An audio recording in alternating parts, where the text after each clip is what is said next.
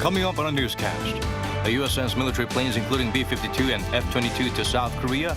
Air forces from the two sides are conducting joint drills in Air Defense Identification Zone near Jeju. South Korea's overall inflation for 2022 is expected to hit levels not seen since the Asian financial crisis. BOK warns of high uncertainty surrounding global energy prices and rising electricity rates. Heavy snow is in store for parts of central regions on Wednesday. For eastern Gyeonggi-do and parts of Gangwon-do provinces, up to 15 centimeters are in the forecast.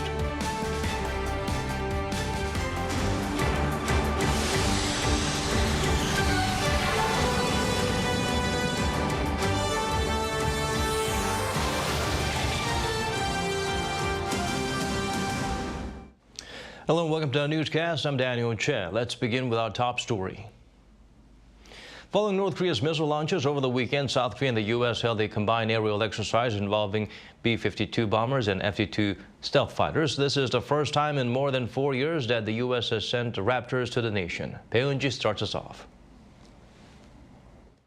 The U.S. has sent a B-52 bomber and F-22 stealth fighters to South Korea. They took part in a combined aerial exercise with South Korea on Tuesday at Korea's Air Defense Identification Zone near Jeju Island. B-52 bombers are capable of flying at high subsonic speeds and can carry nuclear or precision-guided conventional weapons. And this is the first time since May 2018 that the F-22 fifth-generation stealth fighters that are currently based in Okinawa, Japan, have come to South Korea to stage combined exercises. As for South Korea's Air Force, Seoul's defense ministry said F-35 stealth jets and F-15K fighters have joined the drill. The F-22s will be deployed in South Korea throughout this week to hold separate drills aimed at countering North Korea's nuclear and missile threats with Korea's F-35A. Seoul's defense ministry explained that the joint drill was to increase the sharing of information between the two allies and strengthen their capabilities when conducting combined military operations. It added that the deployment of B-52 and F-22 fighters is part of efforts to strengthen extended deterrence, as agreed upon last month during talks between the allies' top military officials in Washington. It also said South Korea and the U.S. will continue to strengthen their combined defense readiness against North Korea's threats. Bae-eun-ji, Arirang News. North Korea claims its ICBM will soon be ready to be test-launched at a normal trajectory instead of a lofted angle, as was the case recently. The sister of the regime's leader confirmed this in a statement carried by the KCNA. Kim Yo-jong also hit out at what she called dummy experts who disparaged the North's weapons. In November, Pyongyang announced it developed a new type of ICBM dubbed the Hwasong-17, which could even reach continental U.S. South Korea's overall inflation for 2022 is expected to hit levels not seen since the Asian financial crisis. The BOK expects it to slow down next year, but an important factor is the global energy prices. Kim Yo-jong shares with us the central banker's remarks. South Korea this year is expected to see its worst inflation since 1998. The Bank of Korea on Tuesday said this year's overall inflation rate is expected to hit the highest level since the Asian financial crisis, when prices rose by more than 7%. This comes as prices jumped 5.1% on year during the January to November period. That's well above the inflation rate of 4.7% witnessed during the global financial crisis in 2008. However, prices have begun to rise at a slower pace since hitting the peak in July, mainly thanks to prices for oil and agricultural products stabilizing. The BOK forecasts inflation to remain at around 5% for the time being, but expects the pace to eventually slow due to increasing downward pressure in the global economy. The central bank also highlighted the uptick in the country's core inflation, which doesn't include volatile food and energy prices. Core inflation jumped above 4% in the second half of this year, mainly due to soaring prices for dining out, fueled by eased social distancing rules and rising costs for raw materials. Other factors that will likely contribute to rising prices are unstable energy prices, with OPEC Plus cutting oil production next year and countries imposing tougher sanctions against Russia. Against this backdrop, the central bank said it will thoroughly monitor the situation and draw up effective measures. As there is great uncertainty, we will examine how past policies affected the country's economic slowdown and take action after taking into account interest rate changes in major countries like the US. Meanwhile, the BOK says it still needs measures to tighten its monetary policies, as the inflation rate is still well above the country's target of 2%, even if inflation begins to fall from next year. However, it did stress that this does not necessarily mean that the interest rate will be hitting their peak of 3.5%, as was widely expected last month. Choi Min-dong, Arirang News. The Yoon administration seeks to extend a system allowing small businesses to have employees work overtime. There's a limit put in place by the previous administration. Only the smallest businesses can exceed that. The government wants lawmakers to pass a bill to extend it. Shin Ha-young explains further. In South Korea, companies are only allowed to have their employees work 52 hours per week, including 40 regular hours and 12 overtime hours. To prevent labor shortages, small firms with 29 or fewer employees can add an extra 8 hours. But the overtime system is set to expire at the end of this month. It's a concern for small business, so the Yoon Suk-yeol administration wants lawmakers to extend the system for 2 years. The main opposition Democratic Party, however, opposes this, saying it defeats the purpose of 52-hour limit, which is aimed at improving workers' quality of life. On Tuesday, Finance Minister Chu Kyung-ho emphasized the difficulties small businesses would face if the system were not extended. The government is pushing to reform the labor market by ensuring flexible work hours, but it takes time to legislate and implement a law. So extending the current overtime system is something that must be done to ease the burden on small and medium-sized businesses. By sector, he said, allowing the system to expire will most badly affect shipbuilding, information technology, and factories that run 24 hours a day. He also said if they're limited to 52 hours, more workers will have to take on extra jobs to make ends meet. It is a matter of people's livelihood, so I sincerely urge the ruling and opposition parties to work together to pass a bill before the end of this year. The government announced its plan to push for such a bill in late October, but the matter has not yet even been discussed by lawmakers in committee. Shin Ha-young, Arirang News. President Yoon met with around 200 people in their 20s and 30s to discuss reform agenda on labor, education, and the national pension. The event was held at the state guest house of Yeongbin-gwan at the Cheongwade with the president and the first lady. Yoon said he ran for office in order to give the younger generations a fairer chance.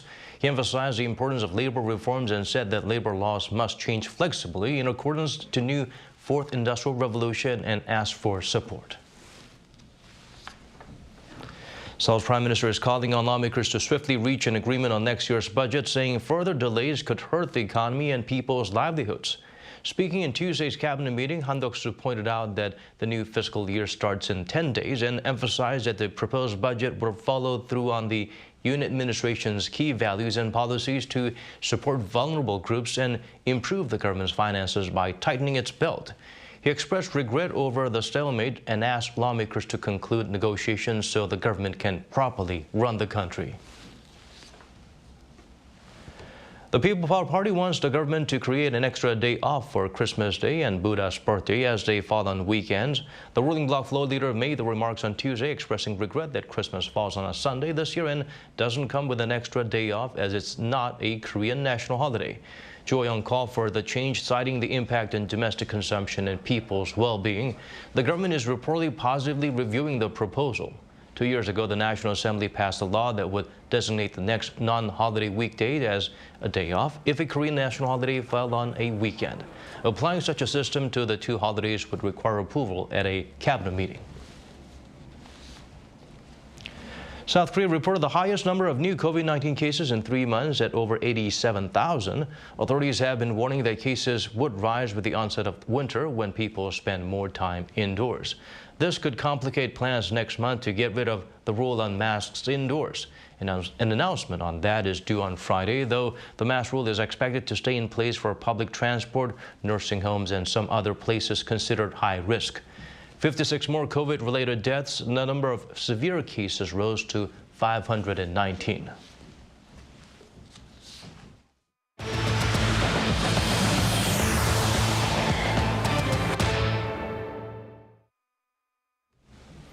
Elsewhere around the world, President Vladimir Putin visited Belarus for a summit, stoking concerns that Russia could push the country into the war on Ukraine. In the meantime, Moscow launched fresh drone attacks on the Ukrainian capital's energy grid. Kim Yo-jong has the latest. Russian President Vladimir Putin paid a rare visit to Belarus on Monday. This was his first trip there since 2019 to meet with his close ally, Belarusian President Alexander Lukashenko. Putin later said the two leaders discussed creating a unified defense base without detailing what this meant. The visit has stoked fears about whether Russia is going to drag Belarus into its war on Ukraine. According to the Russian state-owned media outlet RIA Novosti News, Kremlin spokesman Dmitry Peskov said such claims are groundless and even stupid. But the Belarusian leader, Lukashenko, for years has been relying heavily on Russia's support to maintain his 28-year-long grip on power.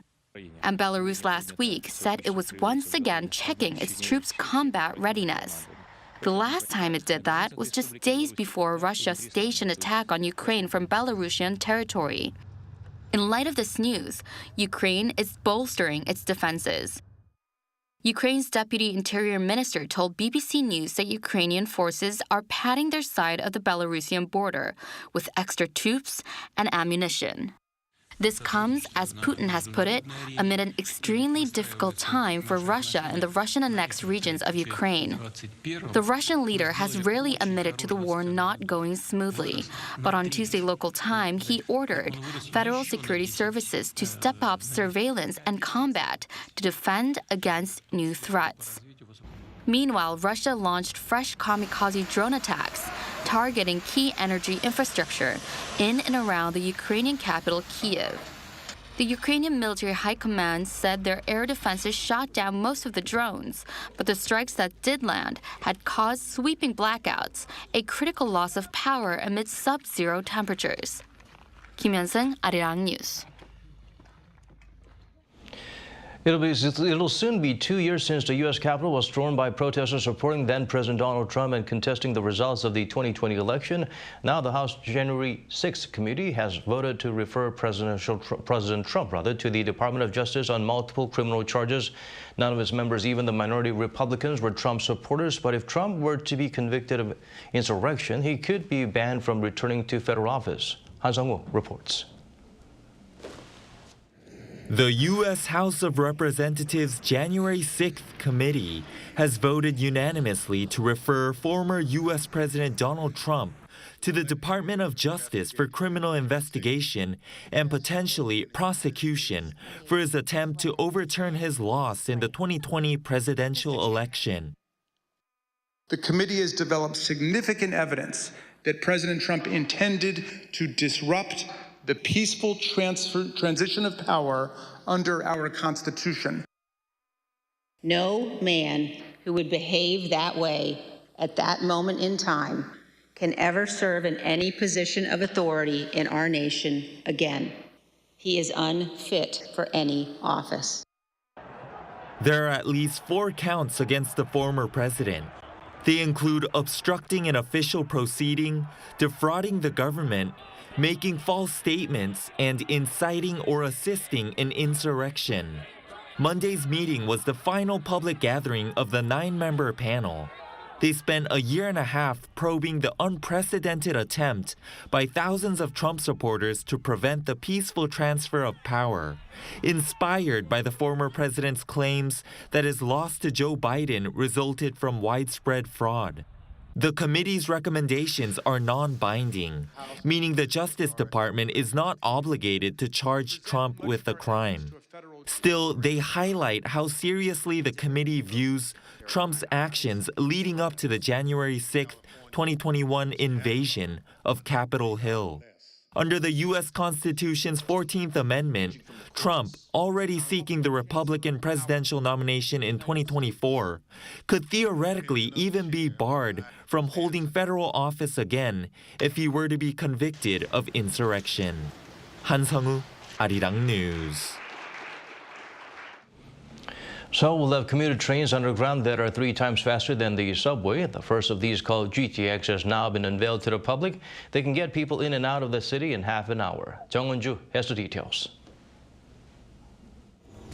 After 14 months of manufacturing, the first example of South Korea's GTX, a new type of high-speed underground train, has been unveiled for the first time. Short for Great Train Express, it has 8 cars and looks similar to the subway. But the GTX is faster, so has a single door like the KTX high-speed train to reduce noise. The scheduled speed of the GTX, or average speed from its departure station to arrival station, including stop times and time spent with passengers getting on and off, is 100 kilometers per hour, 3 times faster than the regular subway based on the same standards. The tunnel was built deep underground, roughly 40 meters, so the tracks are straight. The cars were also streamlined to minimize air resistance. The manufacturer Hyundai Rotem says that new types of technology have been used to make the GTX safe and convenient.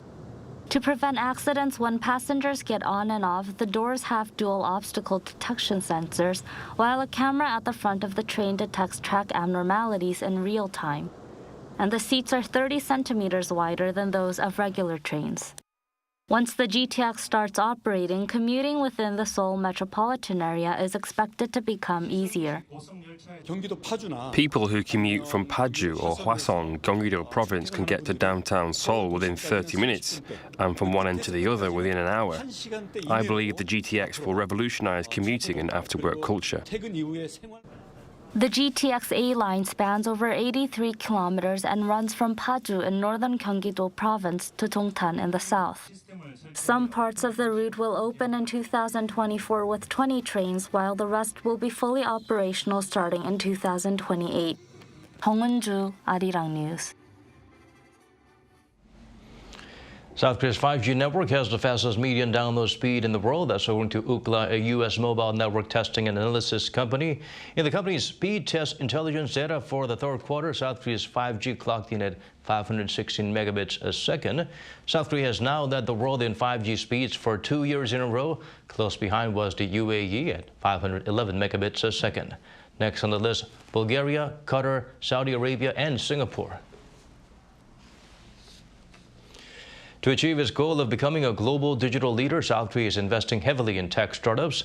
In the third episode of our Digital Korea series, Shin Yoon visits some innovative small firms to see how they're shaping the country's digital vision. Soon, this is how we'll get our goods delivered to us here in Korea, through autonomous drones. This drone is South Korea's first ever convenience store delivery drone. It can hold up to 5 kilograms of goods and fly up to 25 minutes. There's even more autopilot drones getting ready for takeoff. As you can see, they're all different in size and they all have very distinctive traits. For instance, this one can fly up to 140 kilometers, the longest flight distance for any drone here at Pablo Air. Pablo Air jumped into the unmanned aerial vehicle market in 2018.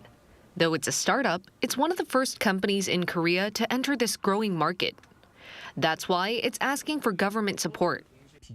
Companies like us play an important role in making Korea into the strongest digital leader in the world. That's because we're on the forefront of developing new technologies and showing them off globally.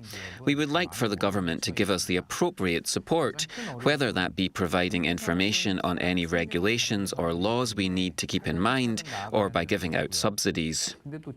That's exactly what the government is trying to do. To create a new digital order, we need to have high-quality tech in areas like AI, data, software, and cloud services. We hope companies can bring these things to the table. We're trying to expand ways for startups and small and medium-sized enterprises to collaborate with larger companies. We're also trying to help more companies go global. Like Senbird, a chat conversation platform company that launched in Korea but soon moved its headquarters to the United States.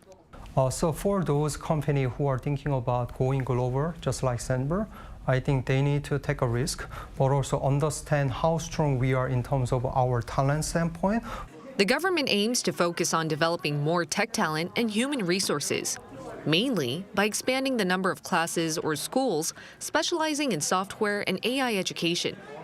By 2026, officials hope to nurture 1 million prodigies in the digital sector. 신예은, Arirang News. South Korea generally imports its supplies of salmon either live from Norway or frozen from places like Chile. But now farmers on the East Coast are having success breeding them locally from fertilized eggs. Yoon tells us more. Each tank is full of young Atlantic salmon. The fertilized eggs were brought in from Norway to Korea in October of last year. Once hatched, 9 out of 10 grow without dying. Raised in fresh water at 13 degrees Celsius, the salmon have grown to about 20 centimeters in length after 1 year. At this point, the young salmon are moved to a research center off the coast of Gosong in Gangwon-do province. This is where the salmon get ready to move from living in fresh water to the salt water of the open ocean, a stage of a salmon life cycle when they are called smolts. The Atlantic salmon is still identified as an unverified environmental hazard to our oceans, which restricts them from being raised in the open sea. That's why Gangwon-do province has secured several related patents for salmon farming and aims to cultivate Atlantic salmon in its controlled farming environment. The goal is to make a system where the salmon farmers deliver hatched young fish to inland fish farmers who already raise similar fish, like trout. These salmon are then supplied to private fish companies. Salmon is a cold water fish species, which makes them the most suitable breed for the cold Gangwon-do waters. The cold eastern sea of Gangwon-do province has long been a barren spot for marine farming, but now attention is on whether it can become the center of salmon farming in Asia. Yoon, Arirang News.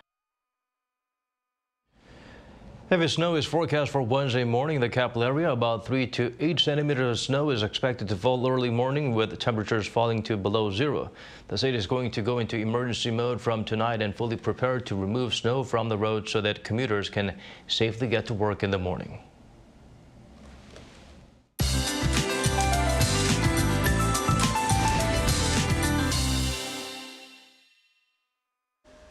The extreme cold wave that has gripped South Korea will temporarily ease off tomorrow. Maximum temperatures will be a touch warmer, with highs surpassing the seasonal average, while Seoul will be fairly mild at 4 degrees Celsius. Places like Gangneung will be much warmer at 10 degrees. Under such conditions of fluctuating weather patterns, where there is extreme cold followed by mild weather, it's much easier to catch a cold, so please take extra care of your health. Heavy snows in store for parts of central regions tomorrow. For eastern Gyeonggi-do and parts of Gangwon-do provinces, up to 15 centimeters are in the forecast. The capital region and parts of Chungcheong-do and Gyeongsangbuk-do provinces will see up to 8 centimeters. Snow will begin tomorrow dawn and will taper off at night. Tomorrow, Seoul and Daejeon will be starting off at -1 degree. Daytime conditions will be warmer than average for most regions. Seoul will get up to 4 degrees, Gwangju 7, Busan will be reaching 10 degrees Celsius. After the snow, a surge of frigid air mass will settle in and temperatures will significantly plummet. That's all for now, and here are the weather conditions around the world.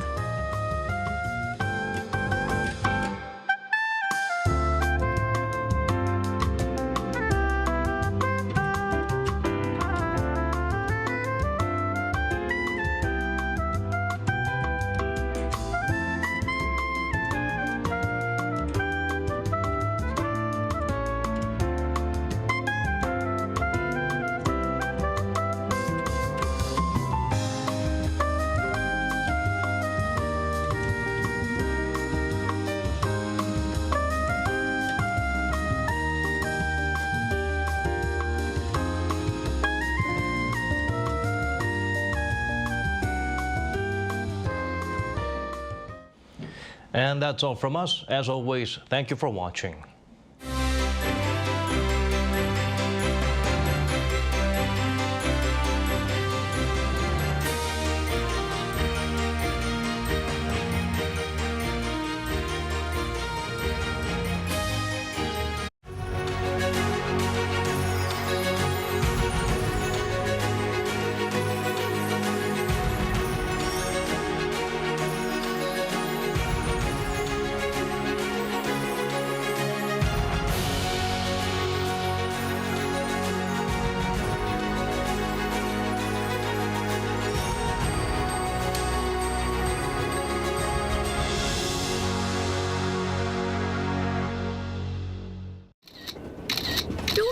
장난 아니야. 피부는 역시